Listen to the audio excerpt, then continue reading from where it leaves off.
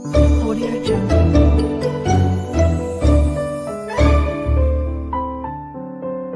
बुंदेलखंड के सूखे पठारों पर बसा था एक गांव माधोपुर।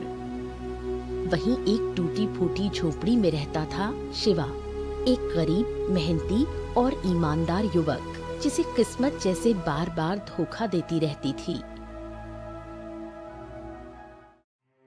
शिवा खेत में फावड़ा चला रहा था।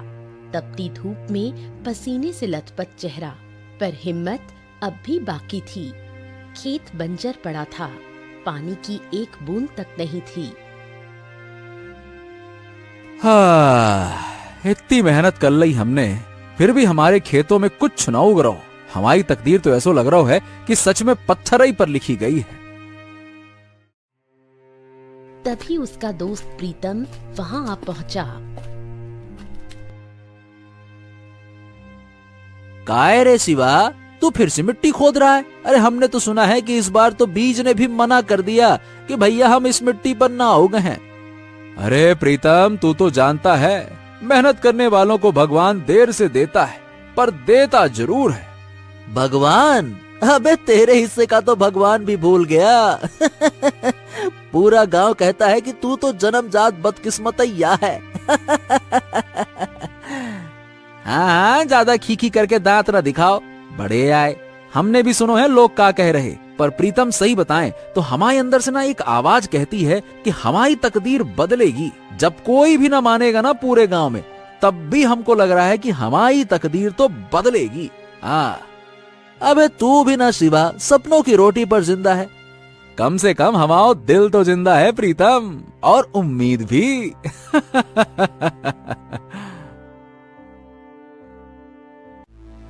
प्रीतम हंसते हुए वहां से चला गया।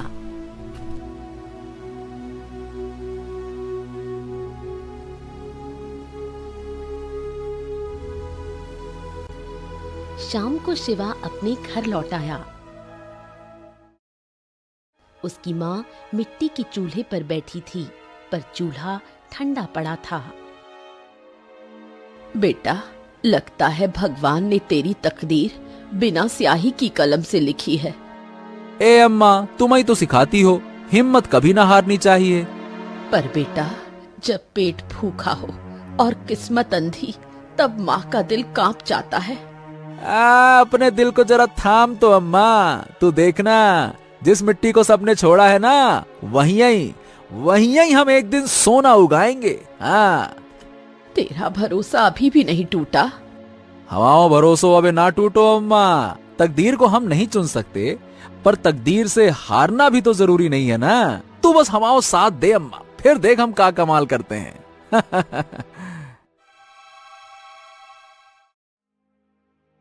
कुछ देर बाद शिवा सो गया।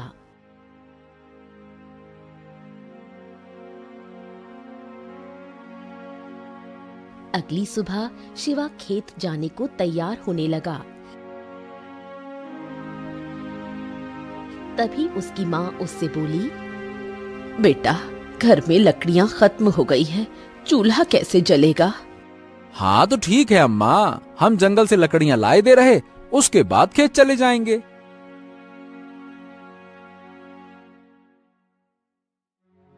ये कहकर शिवा जंगल की ओर निकल पड़ा। वो आधे रास्ते पहुंचा ही था कि उसे रास्ते में उसके कानों में उसकी प्रेमिका वृंदा की आवाज टकराई। अरे शिवा, तुम यहाँ? इस वक्त तो तुम खेत में होते हो, आज जंगल क्यों जा रहे हो? वृंदा, अरे वो कहा है कि घर में लकड़ियाँ खत्म हो गईं। खेत का काम हम बाद में करेंगे, पहले अम्मा के चूल्हे की चिंता तो दूर कर दें। कल दूसरे गांव से लड़के वाले आए थे मुझे देखने, सब देखकर चले भी गए। तुम अपनी माँ को पिताजी के पास भेज दो, वरना देर हो जाएगी। अब तुम हमारी हालत तो जानती हो वृंदा, गांव में हर कोई हमारी तकदीर का मजाक उड़ाता है। हम दिन रात मेहनत करते हैं, पर पता नहीं कहां से कोई न कोई आफत आ ही जाती है। अरे यहाँ तक कि हमारी अम्मा भी हमारी तकदीर को कोसती हैं। अब बताओ भला, ऐसे में तुम्हारा हाथ मांगने की हिम्मत हम कहां से लेके आए? मैं रोज मंदिर में पूजा करके तुम्हारे लिए प्रार्थना करती हूँ। गाँव वाले जो बोलते हैं वो उनकी मूर्खता है। इंसान की तकदीर से ज्यादा उसकी सोच मायने रखती है। तुम्हारी सोच साफ है, तुम्हारा दिल सच्चा है। एक दिन यही सोच तुम्हें बहुत आगे ले जाएगी शिवा। वृंदा के शब्दों ने शिवा के मन में एक हल्की सी उम्मीद की लौ जला दी। वृंदा घर लौट गई और शिवा जंगल की ओर बढ़ गया, पर इस बार उसके मन में कुछ और ही गहराइयां चल रही थीं। अरे कभी भी कुछ ठीक काहे नहीं होता है, मैं समझ में नहीं आ रहा। मेहनत करता हूँ, दुआएं भी मिलती हैं, अब फिर भी हर बार सब बिगड़ ही क्यों जाता है, समझ नहीं आ रहा। गहरी सोच में डूबते हुए वो जंगल में लकड़ियां काटने लगा। थोड़ी देर बाद उसने लकड़ियां बांधी और वापस गांव की ओर चल पड़ा।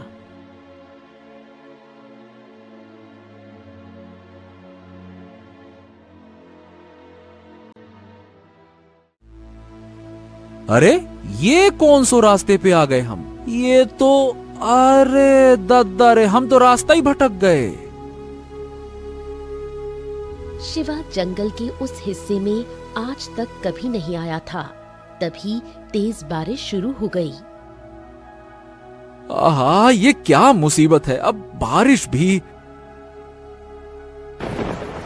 बारिश से बचने के लिए वो किसी छांव की तलाश में इधर उधर भागने लगा। तभी उसकी नजर एक पुरानी वीरान हवेली पर पड़ी।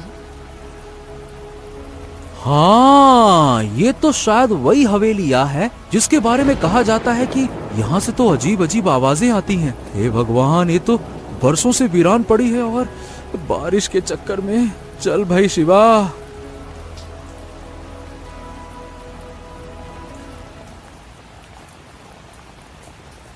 डरते डरते शिवा उस हवेली के नजदीक पहुंचा।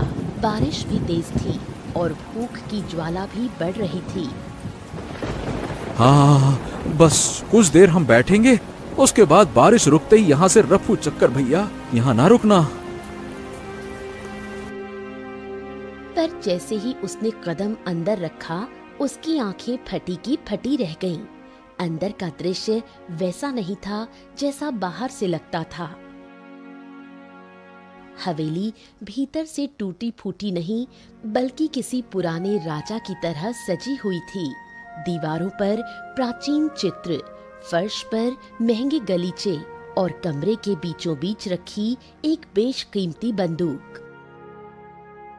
है, ये कैसे हो सकता है? बाहर से ये हवेली तो एकदम खंडहर जैसी और अंदर, ओ दादा रे, किसी राजा के महल जैसी। शिवा अब भूल चुका था कि वो रास्ता भटक गया था। तभी शिवा की नजर एक कमरे की ओर चली गई, जहाँ से कुछ आवाजें आ रही थीं। शिवा उस कमरे की ओर बढ़ गया। सामने का दृश्य देखकर वो बुरी तरह चौंक गया।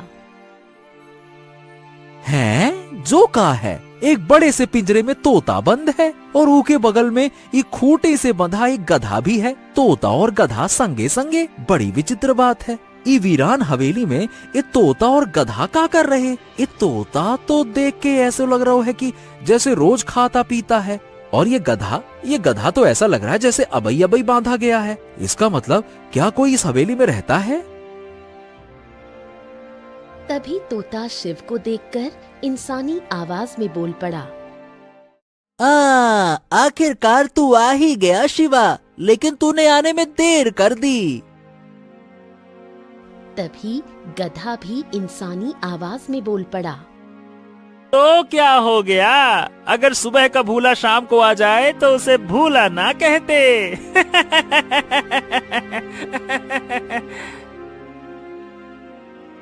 उन दोनों को इंसानी आवाज में बात करता देख शिवा बुरी तरह घबरा गया और तोते की ओर देखकर बोला, है? जो कैसे संभव है? तुम तो एक तोता हो, तुम इंसानों की भाषा में कैसे बात कर सकते हो? ओ गधा भी ये कैसे इंसानों की भाषा में बात कर रहा है? शिवा की बात सुनकर तोता हंसते हुए बोला, हम दोनों इंसानों की भाषा में क्यों और कैसे बात कर रहे हैं, इसका रहस्य तुझे कुछ देर बाद में पता लग जाएगा। हम ये तुझे अभी नहीं बता सकते, पर इतना जरूर बता सकते हैं कि हम दोनों को एक वरदान प्राप्त है। इस हवेली में कोई नहीं आता, तू पहला मनुष्य है जो यहाँ आया है। तभी गधा हंसते हुए शिवा से बोला, और तू बड़ा तकदीर वाला भी है। ये सुनकर शिवा चौंक गया। तोता शिवा से बोला, मेरे दोस्त डर मत, हम तेरा कोई नुकसान नहीं करेंगे। अब मेरी बात ध्यान से सुन, मुझे वरदान मिला है कि मैं इंसान को सही राह दिखा सकता हूँ, और मेरे दोस्त गधे को वरदान मिला है कि वो इंसान को विनाश की राह दिखा सकता है। ये सुनकर शिवा चौंक गया और बोला, हैं? का मतलब? तभी गधा इंसानी आवाज में बोला, अरे भाई, मतलब ये है कि हम किस्मत तो नहीं लिखते, पर हम ऐसे मौके जरूर दिखाते हैं जिससे किस्मत बनाई जा सकती है। एक राह भलाई की और एक राह बर्बादी की। जो तू चुनेगा उसी से तेरी किस्मत बनेगी। शिवा हैरानी से उन दोनों को देखने लगा और बोला, हाँ, तुम्हारी कुछ कुछ बातें तो समझ में आ रही और कुछ तो बिल्कुल ही ना आ रही।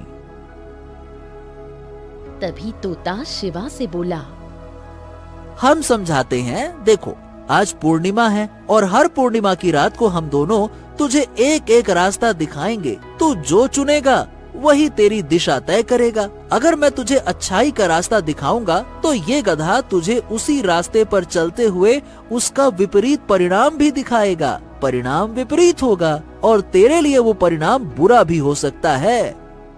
और तेरा चुनाव ही तेरी किस्मत तय करेगा। अगर तू सही चुनाव करेगा तो विश्वास कर, तेरी तकदीर के सितारे पलट जाएंगे। शिवा गहरी सोच में डूब गया। कुछ देर बाद उसने कहा, हाँ, तो ठीक है, हम तैयार हैं, चलो। तोता बोला, तो फिर जा, तेरे गांव में एक बहुत पुराना कुआं है ना? हाँ हाँ हाँ, साहूकार के खेत में एक बहुत पुराना कुआं है, लेकिन वो खेत तो बंजर है और वो कुआं भी सूखा पड़ा है। ना तो वो खेत किसी काम आ रहा है और ना वो कुआं। अरे बल्कि हमारे गांव के लोग तो उधर झांकने भी ना जाते। लेकिन तू जा, उस कुएं में एक तांबे का बक्सा है। तुझे कुएं के अंदर उतरना होगा और कुएं के अंदर घना अंधेरा है। जब तू तलाशी लेगा तो तुझे वो बक्सा मिल जाएगा। उस बक्से में बेशुमार सोने चांदी के गहने रखे हुए हैं जो एक राजा के हैं। हाँ, अब वो राजा इस संसार में नहीं है। हजारों साल पहले वो इस दुनिया को अलविदा कह चुका है। उसने वो गहने वहाँ छुपा कर रखे थे। तू उन गहनों को हासिल कर सकता है और अमीर बन सकता है। ये सुनकर शिवा खुश हो गया। वो जाने ही वाला था कि तभी गधा बोल पड़ा, लेकिन रुक जा, अब मैं तुझे इसका विपरीत परिणाम बताता हूँ। उस कुएं की दीवार बहुत कच्ची है, क्योंकि वो वर्षों से सूखा पड़ा है। जब तू बक्सा निकालने लगेगा ना, तब दीवार गिर सकती है, तू घायल भी हो सकता है। चोट इतनी गहरी हो सकती है कि तेरी मृत्यु भी हो जाए। इससे बेहतर एक दूसरा रास्ता बताता हूँ, सुन। तू सीधे साहूकार की हवेली में घुस जा। वहाँ एक कक्ष है जिसे साहूकार बंद नहीं रखता, लेकिन उस कक्ष में बहुत सारा सोना चांदी रखा हुआ है। इस रहस्य को केवल साहूकार जानता है। तू चोरी कर ले, किसी को शक भी नहीं होगा। उस कमरे में भी बहुत अधिक सोने और चांदी के गहने रखे हुए हैं।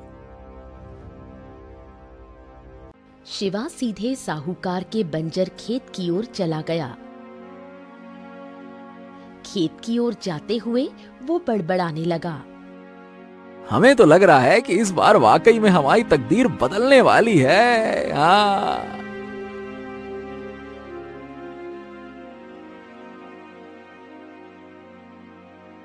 शिवा कुएं में उतर गया। उसे वो तांबे का बक्सा मिल गया।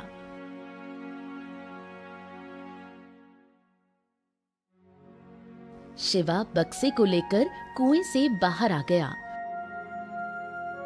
और रात के अंधेरे में अपने घर की ओर चल पड़ा। घर पहुंचकर उसने वो बक्सा खोला तो उसमें बेशुमार गहने देखकर उसकी माँ चौंक गई। इतने सारे सोने के गहने तेरे पास कहाँ से आए? अरे अम्मा, बस समझ लो यही हमारी तकदीर में लिखा था। और अम्मा विश्वास करो, तुम्हारा बेटा कभी चोरी ना कर सकता। शिवा की माँ भावुक हो गई और बोली, मुझे पूरा विश्वास है तू कोई गलत काम नहीं कर सकता।